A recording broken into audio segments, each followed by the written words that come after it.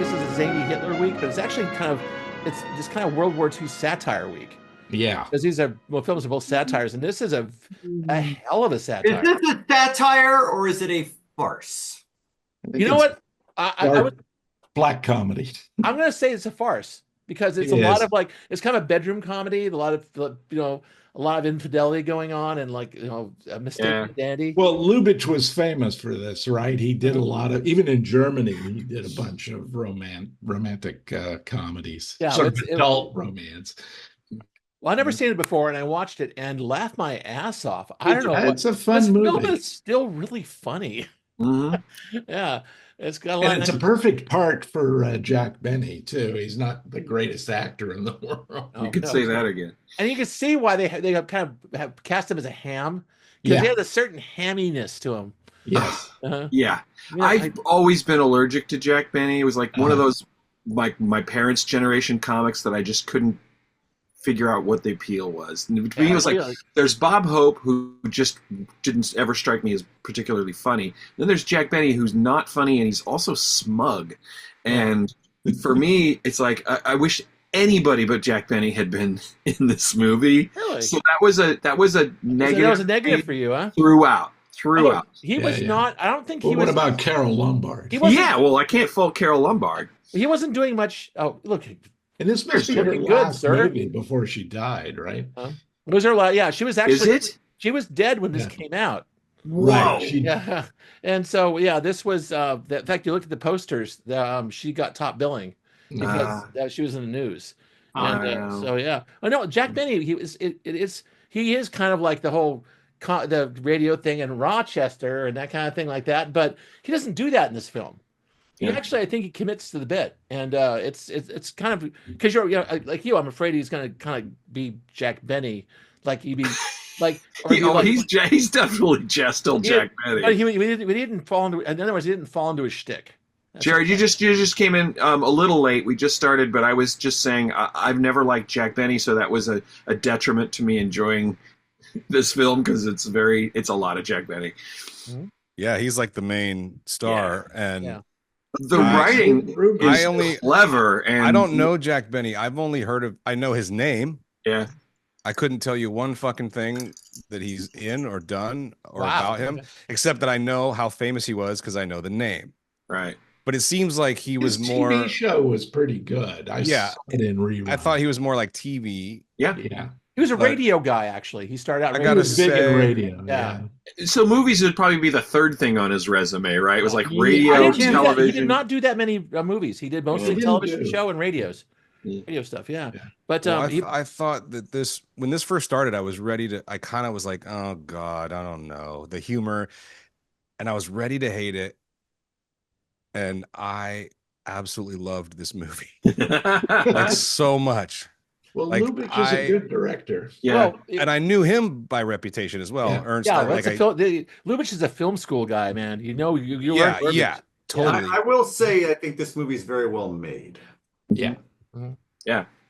It's like I was saying the script won me over, even though it was Jack Benny, who I was predisposed to not liking. It's like once he got into fixes and then cleverly was getting out of them, I was like, okay, all right. And again, not knowing anything about him, I think he was incredible in this. I really thought he was fantastic. Yeah.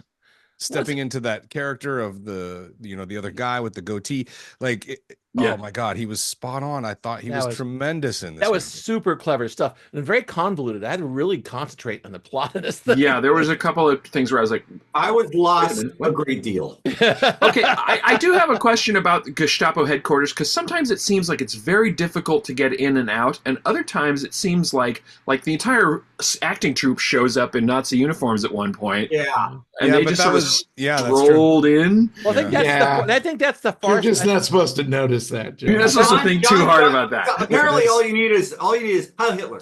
Yeah, Heil Hitler. Exactly. It's just people without the uniform. Those are the people that have trouble getting out the door. Right. If you're in uniform, it's okay. The thing is, that's farce rules. Heil Hitler. Farce rules. That was like the first joke I laughed at when he comes in. He goes, "Help me." Yeah. And it was the actor, Yeah.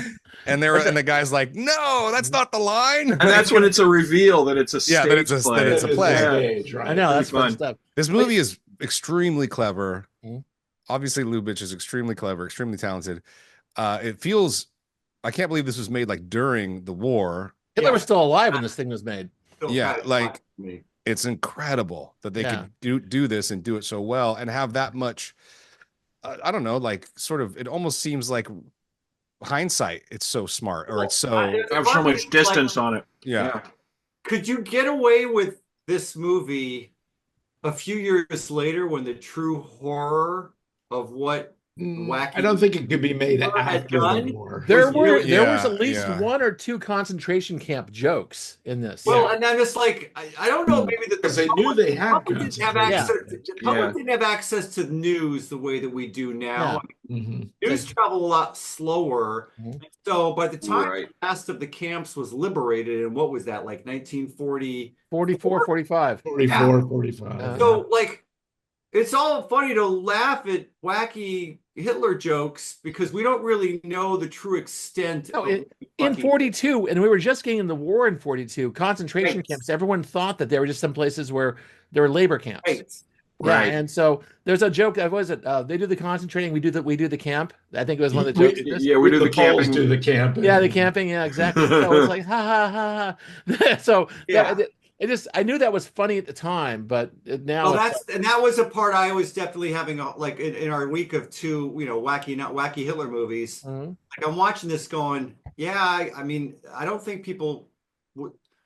5 years later, I don't know that people would have laughed at this the same. No. Not even. He evidently he got a lot of shit for it too, sort of, which makes sense that Mel Brooks would remake it in the 80s or whatever. Because people weren't. Wait, Brooks remade this? Yeah. Oh yeah, it was Anne Bancroft and same title. Yeah, same plot, everything. And Jim, I remember you kind of rolled your eyes about it last week when you mentioned it, but I remember liking it when it came out. I enjoyed the Mel Brooks. It's okay, yeah. I just like this one so much. So. I thought this was charming. I typically don't. I don't know. I think like comedies about the Nazi occupation, typically not like something that I'm like, oh yeah, great, let's watch that. And not because it offends me. Nothing offends me. It's because I typically don't think it's good, or I don't know what it is. Well, question, Jared. This is an exception. An absolute exception for me. Does your acting background does this film talk to you through your background in acting? I don't know about that, but I thought Jack Benny, not only was he so good in this, I think the character is so well written because he walks that fine line of just really wanting to be appreciated for his acting without seeming like a complete narcissist. He wants to be taken seriously. It's great. And you see his insecurity actually deep down, right? Yeah. Like I think a lot of people would have come across as this self-involved narcissist in this role, but Benny does not. He comes across as really someone who's like just wants to be loved and loves other people and wants to be a good actor, a good performer. Right. And he needs someone to say, you are good. Like you can do this. And he doesn't get that until he's acting in real life. Right. Yeah. And it's also so clever, the Lubitsch thing that goes on top of that is that he is insecure. He's like, he's an actor who wants to be famous. He wants to be taken seriously. And his girlfriend or wife, I can't remember if they're married or not. His wife. Yeah. Is like really on the verge of cheating with him all the time. At all times. At all times. One. He is a crazy flirt he is the most promiscuous character I've seen. And Carol Lombard is incredible. And she plays it well. She's really sharp. Her timing was amazing in this. That silk dress is a knockout. I know that satin dress is like, satin. It was scandalous. But she's completely like shameless, and the way she has a sort of running monologue of like, well, I could do this. This would be okay if I did this. Yeah, but she sounds fly, but she's not. She's got that line about like, well, every Gestapo member has had that reaction to me thus far. Like I can take them all on if you want. Like it's kind of like, but I mean, she means like I can get them under my pinky if I want. Yeah. Because she's self-centered. But that's great because you don't see a lot of that in movies. Like the wife is like she's just this crazy self-centered person with a wandering eye. Yeah. Yeah, well, it's like, that's the part. Fun. There's not a lot of films. It's usually the guy. Yeah, there's not a lot of films in this time where the woman is like. But it adds to the Jack Benny character's insecurity. He's not secure about his being a good actor. He's not secure about his wife being faithful to him. And also, the place is going to fall to the Germans. He's got all this pressure on him. Yeah. It's like it's all this stuff happening to this poor guy. And then the kicker at the end when he starts up his monologue again. Yeah, and another guy, and a different guy comes out. It's like, no, I fell out of my chair. That was perfect. That was so funny. And of course, Robert Stack is there looking surprised as he's in the front row going, yeah. Like what? And Robert Stack's super handsome back then. Oh yeah. What was he? 20 years old or something? He still had to look at the egg. I said he's got to be like 24. I've never seen him that young. Yeah, as they say, they had to look at the egg about him. Still, he's just a barely formed ingenue, basically. He was good. He was good, though. And he was good. Yeah. He was fine. I thought he'd have a bigger part, but he still was good. But yeah, I was just really impressed with Jack Benny, man. So I didn't know that this was actually shot in the United States. Yeah. I didn't know that. He did a good job. I thought. Overseas. What? I would imagine it would have been difficult to shoot overseas. Yeah, right. Well, Except in Switzerland. Well, UK would have actually. I think their also impressive. Alexander I thought Korda produced it though. He's a British producer. Yeah. The production is excellent. It is. It's really well done. The lighting is excellent. The cinematography is excellent.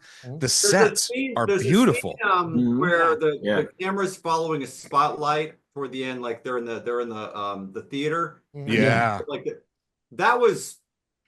I thought that was when the real guy gets shot. Yeah. That was like, wow, that I actually rewound it because I thought that was. But even all like the matte work, all the matte work to represent like outside, like the paintings and like mattes were really quite good. Yeah, they were so good. They were so well done. They looked beautiful. The gradual kind of dusky and then to the sharp lighting up, toward frame. Right. Just beautifully done. Like. Really good of black and white photography is really accentuated it too. And like every time a parachute landed and beautiful lighting in the forest, the fake forest. Oh yeah. And there was no locations in the thing at all. It was all sets. That's what I mean. Like 100%. This like it all looked beautiful. 100% sets. Yeah. Say Jim, right?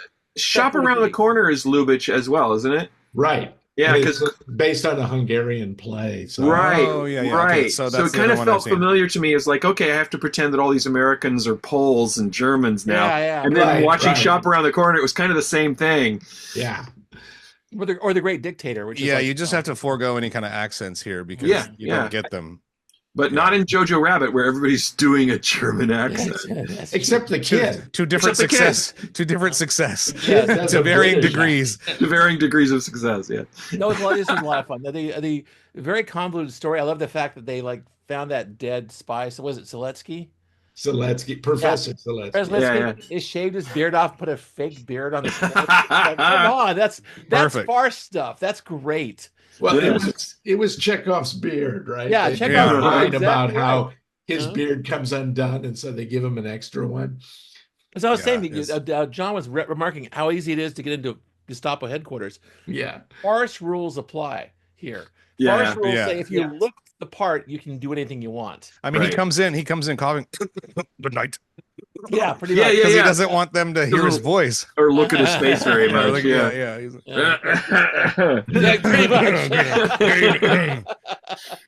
Yeah, it's great. Mm-hmm. That was a good film, man. Yeah, super fun. I thought it was very well made, a bit sticky. Well, yeah, but I mean, it's of its time. This guy, oh boy, I love that guy. He's always taking it out on the other dude. Sounds like you guys laughed way more than me, but I was impressed with the filmmaking and all of the technical stuff. Mm-hmm. It was, I kind of wonder, like, if they played it straight and not as a comedy, would I have enjoyed it more? Maybe, I don't know.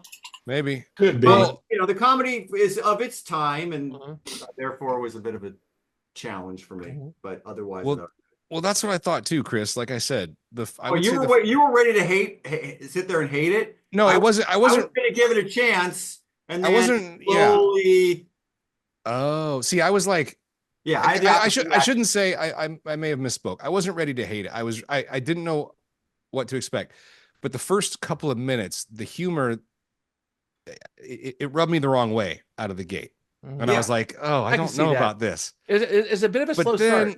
But then suddenly something turned for me very early on too. Not long after that first 5 minutes. I mean, I think maybe around the point where the Germans invade. Yeah, maybe like, but something. It was like a switch for me, and I was like, you know what, this is super fun. Yeah, I was like, wait a minute, they're really going to places that I think are hilarious.